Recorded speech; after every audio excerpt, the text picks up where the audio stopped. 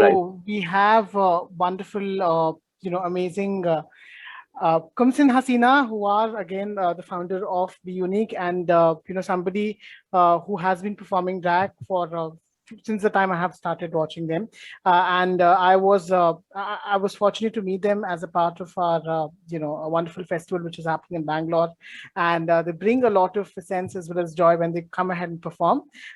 We also have Neon Scythe. If I mess the name, kill me. On site. The on-site with us. I really love the entire essence which is there on the screen, killing it. So they are the ones who are coming ahead and bringing the aesthetics of drag with all of us. We have Colonge doll again from Delhi and Hyderabad, and we had opportunity to see Colonge doll perform, but this is something which is really exciting to come ahead and have a conversation together. And we also have we had Isabelle, but unfortunately they have to drop. So that's why we just had 3 people over here. So we have Anil. So Anil, you can go ahead and take the panel forward.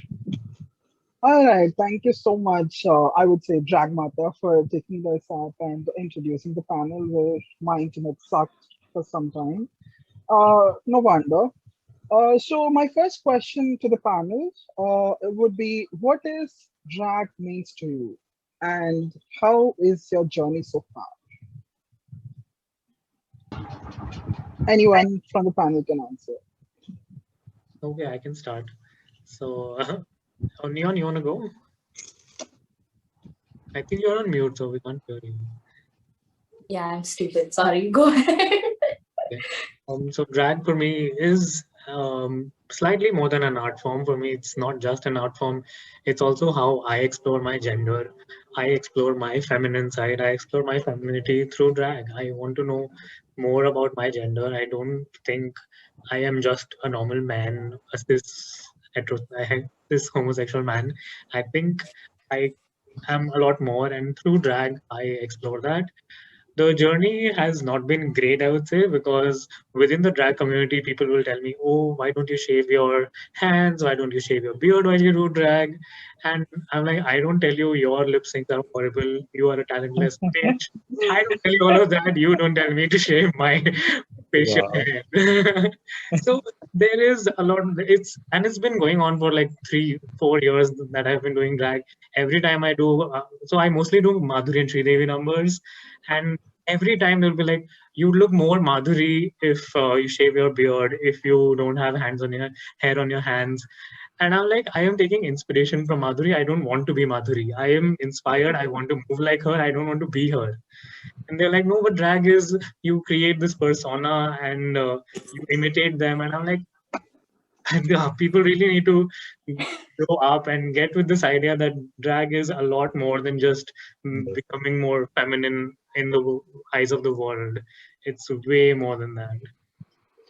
Wow, that's lovely. I would have asked you about having the beard and performing the drag if you haven't mentioned already, but thanks to you that you have answered, and it is a big tight slap on the people who say that you should look feminine if you are a drag queen. We are here to break the stereotypes in the box. Of course, and that's what my drag is. My drag is to break stereotypes. I want to tell people that I can be in a beard and rock a sari and rock a skirt. I can have chest hair and still wear a bra and still look good. Just because your idea of femininity is ki nahi, there should be no hair. I'm sorry, I'm not doing it for you. I'm doing it for myself. So you don't tell me. As Pooja Mishra says, you do not tell me what to do. I will do what I like. This is my drag. Very true. Thank you so much, Cumsin. Would love to hear from the panel members too. Yeah, just a second. I'm sorry. You saw what happened, right? I swear it was stable the whole time till now. I was watching the whole thing, and okay. And what drag is to me is a reflection on society amplified and self-expression amplified at the same time, which might seem contrary, but let me explain myself. Also, I'll be referring to my notes because I've been blessed with ADHD. Yeah, so we're a member of society, right? And creativity is limited to the knowledge that we already have. An age-old example that we're given of this is you can't think of another color. You can't imagine another color that exists. So whether we as humans like it or not, we're a reflection of that, our experiences, our learnings, our trauma, and biochemistry that to a certain degree we all share and is same. And that comes out in self-expression. So even if you're choosing a niche, you're picking certain aspects of what is already within you that you want to amplify. That is what I feel drag is. And it is such a broad art form that this is the only way I can condense and define it. Yep. Can't agree anymore. Thank you so much. Thank you. Colonge, we're waiting for you. I was just taking some time because I always do. Anyway, so, well, just like everybody, growing up wasn't easy, and I knew that it wasn't like, people who are around me, they are a little different, or maybe I am the one who's different. So, turn out I am the one who was a supermodel, but it's okay. And, drag, I never knew what drag is, but then I knew that Your voice is very low. like, oh, you want me to shout out loud? All right. Okay. It's So, better now. yeah, growing up, I never really knew the word drag, but then I knew that this is something I would love to do. Like, I would love to take on a scarlet red lipstick and just smudge it all over and just feel it. So, but when I got to know what is drag, and there are people doing it, and you know, I could be the model which I always wanted to be, even if it's in my mind or if it's in for a small community. Like, to feel that feeling, that is something which I uh, really, really, really wanted to achieve, really wanted to have. And yeah, drag gave me that, and drag gave me a possibility that, you know what, whatever you have thought in your mind, whatever you have, made up scenarios in your head that, oh, you are walking down this runway or walking down that thing, or you're performing for that. I mean, that can come true. I mean, I'm not saying it will, but it just might, you know. And the hope that we have that this might this thing might be with like for us, and this thing is something which we can achieve. That hope is something which is really important to have. And yeah, I think drag has given me a hope, not a hope, like it's given me so much hope. I cannot tell how much hope it has given me. It has given me so much things, you know. Absolutely. Thank you so much, Colin. So we might also have faced a lot of discrimination being part of this minuscule minority. And as a drag artist or a performer, we might have got extra add-on discrimination to the life. So my next question to you, Cumsin, what is your view on the current state of Indian drag? I think it's very slowly getting better. There is some progress that's happening. Drag is being recognized by all these fashion magazines. It is getting into the mainstream, but there is still so much more to do. We still need a lot more mainstream representation. We need to be in music videos, to be in movies. We have to be everywhere. We have to take over the world. So there's still a lot more that needs to be done. Just putting up a photo of a drag queen in a magazine is not okay. She has to be the cover girl. You can't just put a regular cis woman on the cover and then portray drag queens in just some of the pages in the middle. We want to be in the front. It's time we rule the world. Absolutely. That's so loud. And sorry. Yeah. So while we talk about homophobic statements and dragophobic statements, we have also seen internalized homophobia and dragphobia. So what do you think, Neon? My question is next to you. Like, do you think Indian drag needs to encourage more different body shapes, different sexualities, different genders to make this as a better space for everyone? Yes, definitely. And I could write a whole thesis about different methods we could use, but drag is self-expression and people do drag for themselves. So I can't force it on anyone. And this is a hugely arguable topic. Whenever I bring it up, people are like, why though? Why should I do that? But a few things that I think that we could incorporate are, firstly, and I say this during every drag conversation I have, is our culture. There are aspects of our culture that are much like what is happening today, right? So if we incorporate simple things, even if it is not our niche, like for example, like historical art forms, dances like Londa Nach that we spoke about earlier today, including Kathakali, Yakshagana, all of this stuff we amalgamated homoerotic Vedic references, cross-dressing cultural or mythological references, that lets people know that they have an internal bias, because these things are not a problem.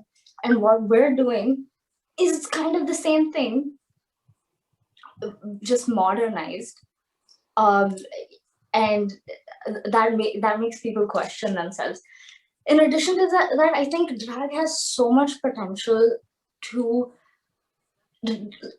cross boundaries and reach people that aren't as privileged as us. And the only way to do that is to keep doing what we're doing. So I can't give you a magical solution to be like, this is how to amplify it further. But just by existing, we're letting people know that that firstly, drag exists, that you can participate in drag too. They see people like us, they think there are people too.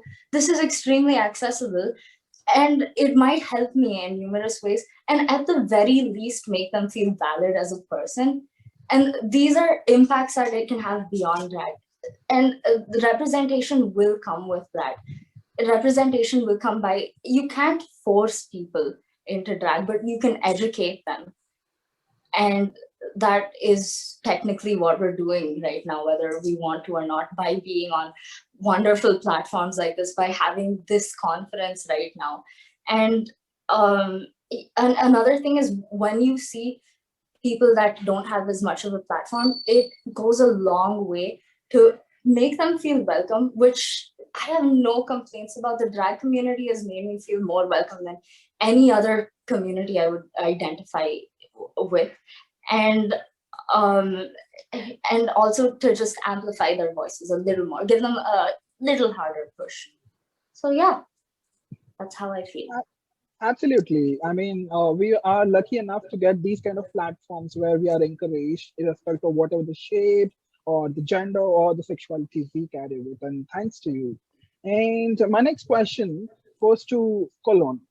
We are going through hard time in this pandemic, and we won't be able to organize any physical events, or we won't be able to perform anywhere.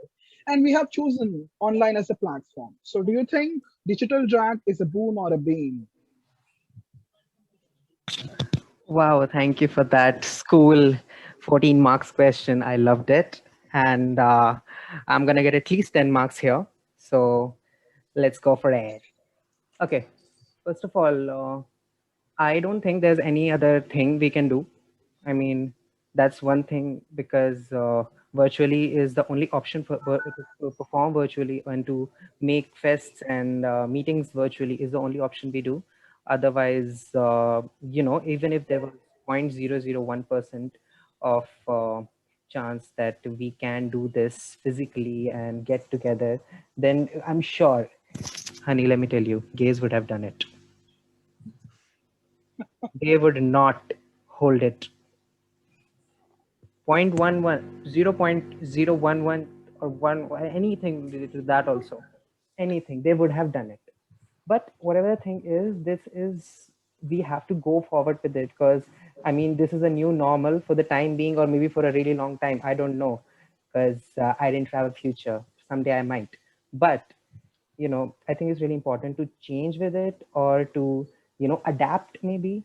So, and I would like to say that just like that, I felt that it might not be so technological. It might not be, very virtual. It might go away for a while, and I would still be on the stage doing something or the other. So, but it didn't happen like that. So, you have to adapt. Like I learned a little bit how to, do editing and how to do things like that. And uh, Sastri, Miss Bhenji have been great help. And to get gigs in this kind of pandemic situation is not easy, but virtually is one thing we can do. Not just that, virtually there are better things we can do. If I'll suggest something, then, or if I can talk about something, then, we all have Instagram, we all have Snapchat. I don't, but we all have. So we can, put something like, what, I put something like, I will do this for you for this much pay. Just put it in the bio, and it's like, oh, probably I'll write a song for you for this if you're good at songs, or I'll, something which you can do virtually, something which you are good at. Just, put some money for that. Like, if you can, take some money out of it. If you're good at it, why do it for free? And a lot of people are there to pay for you, like to pay, because people are becoming woke. I'm not saying everybody is, but they are becoming very much woke. They are like getting to know what is happening, and they are trying to, do what is right, especially the generation which is coming up. They are trying to do what is right, what is, you know, uh, not affecting, like they are not making decisions which are, radical decisions which are really affecting marginalized societies and marginalized communities. So I think the coming generation is woke, and we are one of the generations. Almost all of us are of those coming up generation. Some of us are not. I'm not going to name them, but whatever. Just adapt, and don't. The only thing is that don't try to stop something which is far greater than you. Some which is like, something, in this case, pandemic. It's far greater than you, honey. It will take you with it, and it will thrash you down, and not in the way you like it. Absolutely. Is it a weird? Oops. Absolutely. I mean, thank you so much for taking those essay questions and giving me the answers in such a way that you How all many can marks do I get? how many do you want? Take how many? Take how many? 69. All right, I don't mind that number. I love The that. favorite number. Yeah. All right. So now that we have completed essay questions, I have some rapid fire questions for you all, and you are gonna answer Just as soon one as second. possible. So the first question is favorite drag queen or drag artist, I would say. Favorite drag artist. Bianca Del Rey. Um, Bianca mine- for life. Okay. Okay. One Indian queen or king wardrobe you would like to possess. how are we doing this rapid fire Is it- round? Is it like one person? I mean, for everyone, whoever or is it for answers the Cumsin first only? goes on. Because Yeah. if it's only for Cumsin, I'll be like rigged. But I have to say Miss Benji is my favorite drag queen, and Charity Case. If you haven't checked Charity Case out, you should. I love Charity Case. Oh my god. Let's talk. Let's hype them up later. We'll talk about them. Got So, it. I mean, you all can answer this question. It's not, I'm not restricting one question to anyone. So anyone can answer this question. So one Indian queen or one Indian queen or king or wardrobe you would like to possess. I think Wardrobe. Hiten's is very artistic. Hiten would be one I would steal. Oh, good. That's a good one. I love Very this. creative. Hiten lives near my house, so I will reach there faster than you. Just do it. And- Just do it. On my way. Just come over, guys. Hiten, Abhijit. lock your wardrobe. Great, thank you, Nima. So next question is one Indian queen or one Indian king you would like to hit on. 17. Please don't tell him. I'm telling. Miss Benji. Oh, We're already Benji. kai-kaiing, so I get away with this easy. It's planned. It's happening. I would go for Remy Hart. From Bangalore, right? Yeah. Yes. All right, so we are at the end of rapid fire, and we have another section. You have to describe. I'll tell one word, and you have to describe it in one sentence or something, and anyone can do that. Okay. What do you think about drag penguins? Please. Yeah, this is please. Bring it on. That's it. That's it. I'm done.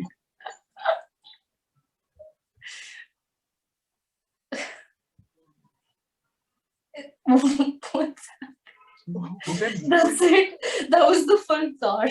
Debbie, let me just clarify. I did not hear what you said, nutty, because I don't know. I couldn't get the voice. But I was just looking like what you all gonna answer. Then I would realize what the question is, and then I would. Oh. Okay. Am I audible? Yeah. Yeah. Is there any problem? Let me just give me 20 seconds. You're audible. You're audible. I have a lot of problems, but we won't discuss that here. Yum. All right. The word would be drag phobia. What do you think of it? What do you want to say about it? I would say this is a wrong term because they are not scared of it. It's not a phobia. They are just insecure about themselves, and they are just like, what is this? I don't know. They are not scared of anything. What are they scared of? Drag phobia is stupidity. You are living in like 1900s, 1800s. If you still in 2021 have drag phobia, sorry. Just catch up. You're way behind time. It's not even like drag is like modern, right? It's existed since ancient Egypt. So they're just ignorant. Yeah.